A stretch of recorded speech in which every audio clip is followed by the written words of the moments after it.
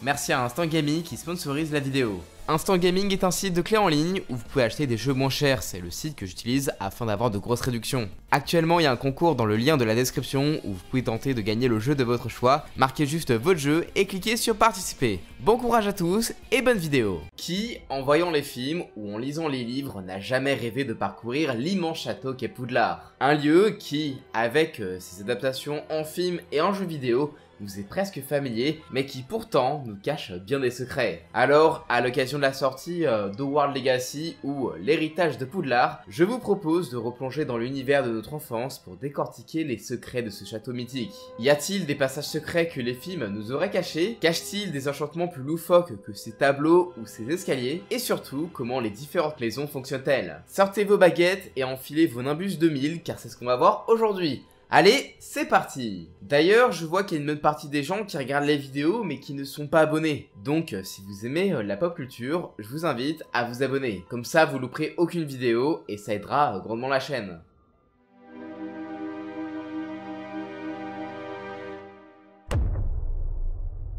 Comme tout bon fan de Harry Potter le sait, quand on arrive à Poudlard, on nous fout le sympathique chapeau magique sur la tête qui décide ensuite, en lisant un petit peu nos pensées, de la maison où on va atterrir pour toutes nos scolarités. Gryffondor, Serpentard, Serre d'Aigle ou Poufsouffle. Nommés d'après les 4 fondateurs de l'école. Et vous vous en doutez, chaque maison possède ses caractéristiques et donc ses secrets qui ont sûrement échappé à ceux qui n'ont vu que les films.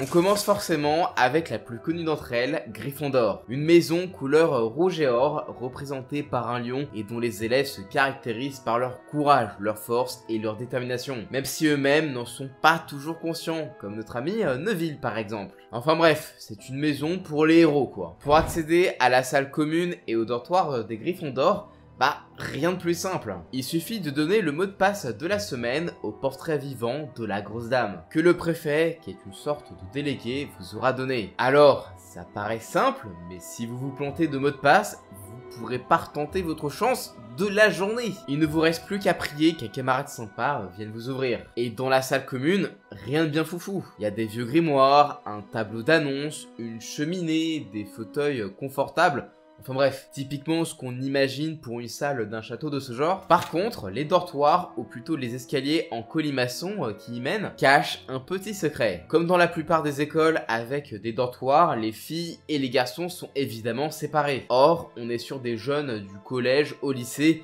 avec les hormones en ébullition. Alors, comment on évite les dérapages en plus des rondes des préfets? On enchante les escaliers bien sûr. Si un garçon tente de monter les escaliers menant au dortoir des filles, un klaxon se déclenche et les escaliers se changent en toboggan, les faisant glisser jusqu'en bas, humiliés et le cul par terre, avant que les préfets, alertés par le klaxon, n'arrivent punir la victime à l'esprit mal tourné. Et d'ailleurs, ce détail du livre est également présent dans Hogwarts Legacy, ce qui est plutôt sympa comme référence. Par contre, pour les filles, zéro problème en fait. Hermione peut aller au KLM dans les dortoirs des garçons. Et tout ça s'explique par le fait que les fondateurs ne faisaient pas confiance spécifiquement aux garçons. Ouais, bon.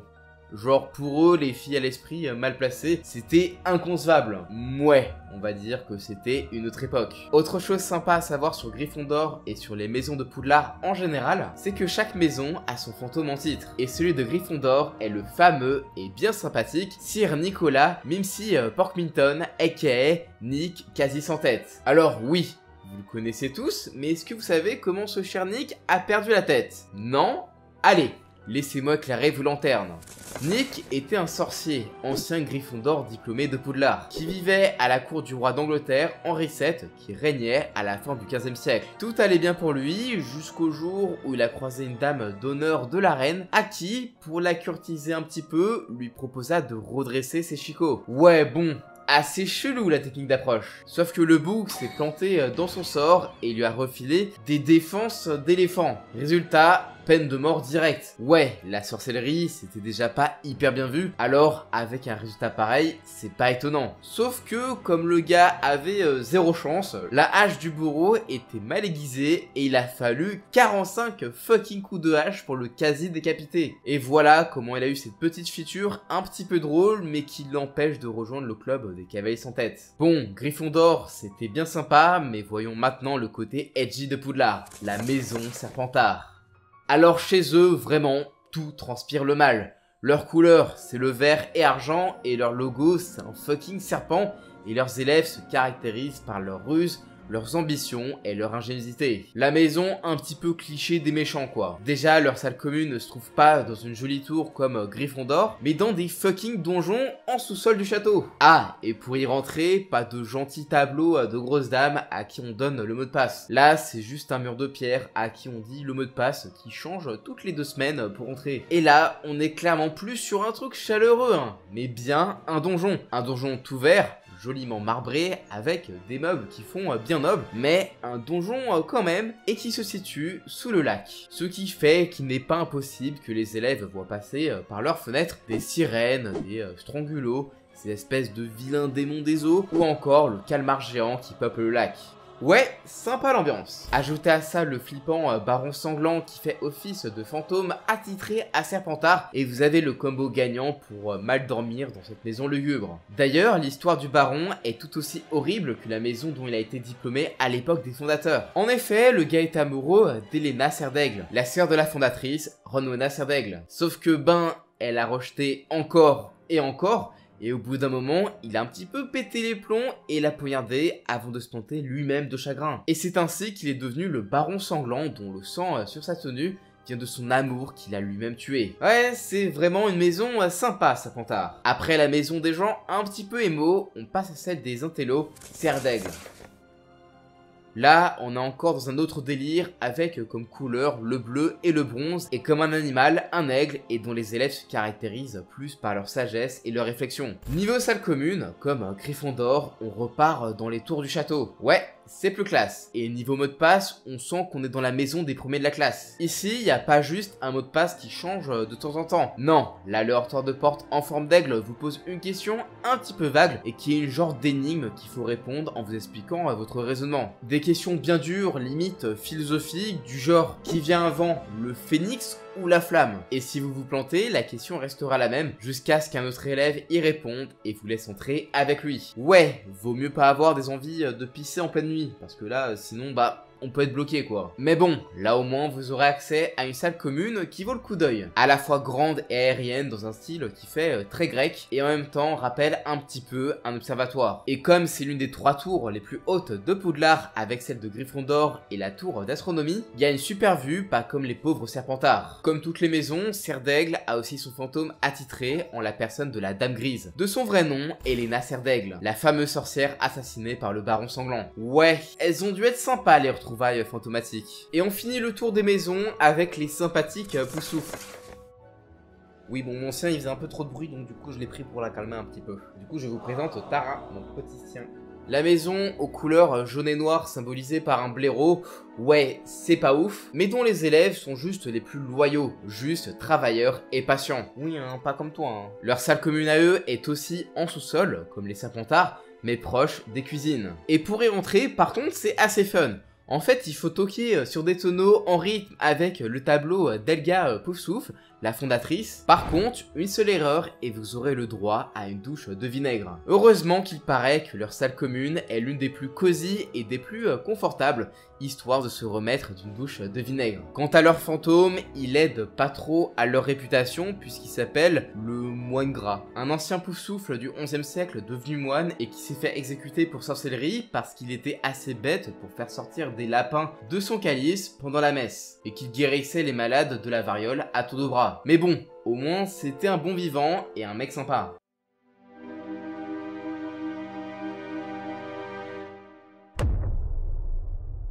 Poudlard, tout le monde connaît, même ceux qui sont pas fans de Harry Potter. C'est un grand château avec un lac, un terrain de Quidditch et une forêt interdite bien flippante des familles et sert d'école de sorcellerie pour les élèves britanniques qui y sont inscrits dès leur naissance avant de recevoir leur lettre d'admission à 11 ans. Alors forcément, pour les moldus que nous sommes, impossible de trouver ce château écossais, même en cherchant bien, car grâce à un enchantement bien pratique, les simples humains que sont les moldus ne voient que des ruines. Et n'est-ce n'espérez pas utiliser d'électronique à Poudlard puisque le auto de magie de l'école suffit à tout faire disjoncter. Ouais, c'est dommage pour les streamers qui voulaient faire un live Twitch avec Dumbledore. Le château en lui-même est juste immense avec sa grande salle, les salles communes et les dortoirs des maisons, les salles de classe, les bureaux des profs, de Rusard et du directeur, sa bibliothèque, son infirmerie, ses nombreuses chiottes et salles de bain, ses cuisines, sa volière, ses cachots et ses 142 escaliers magiques. Et pour s'occuper de tout ça, il faut du personnel. Sauf que les profs, c'est pas trop leur taf. Et le pauvre concierge qu'est Rusard, c'est pas avec sa chatte Mystaigne qui va faire tout ce boulot, à moins d'être secrètement le plus puissant sorcier ménager. Non, pour ça, ils ont des elfes de maison.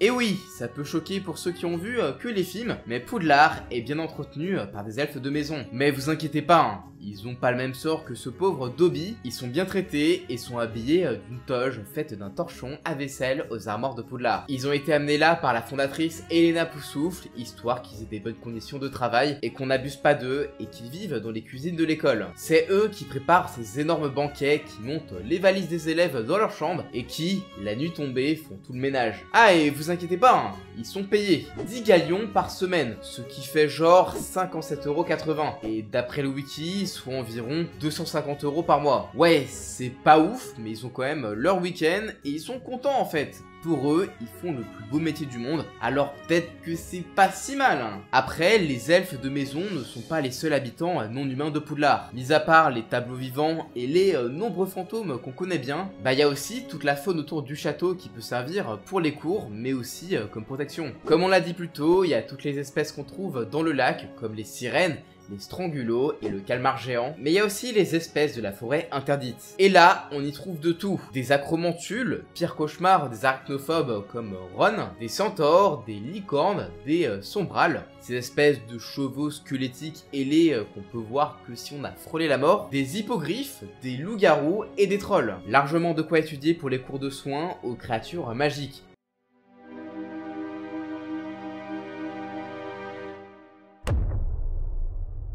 Avec une école aussi grande et mine de rien autant peuplée, vous vous doutez bien que s'y déplacer, c'est vraiment la galère. C'est simple, Poudlard est si immense et incroyable que même Dumbledore n'en connaît pas tous les secrets. Et c'est pas bien étonnant, avec ce château vivant un petit peu farceur dont les nombreux escaliers ont leur propre volonté. Le seul moyen safe d'être sûr de pas se perdre dans Poudlard, c'est de posséder la carte du maraudeur créée par Remus Lupin, Peter Pettigrew, Sirius Black et James Potter, 4 Gryffondor assez célèbres. Avec elle, Poudlard n'aura plus de secrets pour vous, puisqu'il s'agit d'un plan détaillé et en temps réel de Poudlard qui indique même la position des gens présents dans l'école avec leur nom affiché. Et avec elle, vous pourrez même dénicher les différents passages secrets de l'école, la plupart venant de Préolard, le village de sorciers près de Poudlard. Parmi eux, on a un passage qui mène à la cave de Honedux, la boutique de confiserie de Préolard. Pour accéder à ce passage, il faudra se rendre près des escaliers vers la salle de cours de défense contre les forces du mal, taper sur la bosse de la statue de la sorcière Borgne en disant Discendium, ça ouvre un petit passage sous la bosse, et il y a aussi un passage menant à Préolard caché derrière le miroir du 4e étage, ou encore au passage caché par la statue du sorcier potionniste et inventeur Grégory le Hautain, le puits d'eau du rez-de-chaussée de la tour ouest, relié à une fontaine de Préolard, ou encore le tunnel sous le saule cogneur menant à la cabane hurlante, la célèbre maison hantée de Préolard où se cachait Remus Lupin pendant ses transformations en loup-garou. Il existe aussi des passages secrets au sein même de Poudlard qui servent de raccourci. Par exemple, l'escalier reliant le rez-de-chaussée au premier étage caché par une tapisserie et dont une marche à mi-hauteur est truquée,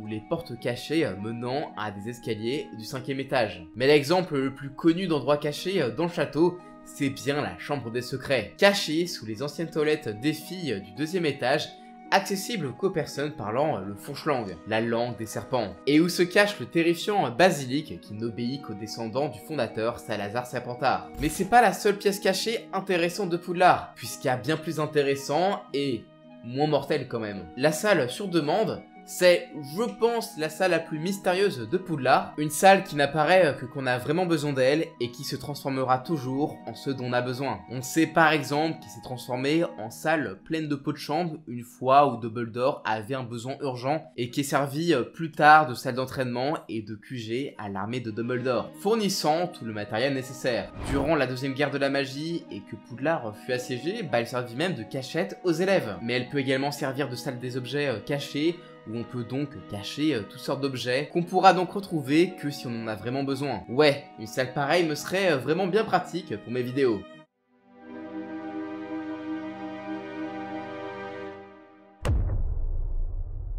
Vous l'aurez compris, Poudlard regorge de secrets en tout genre, et malgré la longueur de la vidéo, on n'a pas encore tout vu, surtout si on ajoute les secrets que les jeux s'amusent à rajouter, et si on parle des nombreux personnages des livres absents des films. Et le jeu Hogwarts Legacy va sûrement rajouter pas mal de couches de secrets et de mystères à notre école de sorciers bien aimée. D'ailleurs, lequel de ces secrets vous aimeriez approfondir dans le jeu? N'hésitez pas à me le dire dans les commentaires et à me demander un épisode 2 sur les secrets que nous cachent les jeux Harry Potter. Ça m'intéresse de connaître votre avis, surtout que c'est pas un univers dont j'ai déjà parlé avant. Donc si la vidéo vous a plu, comme d'habitude, lâchez un max de pouces bleus, partagez la vidéo et surtout abonnez-vous en activant la cloche si c'est pas déjà fait. Et puis sur ce, moi je vous dis à la prochaine, ciao!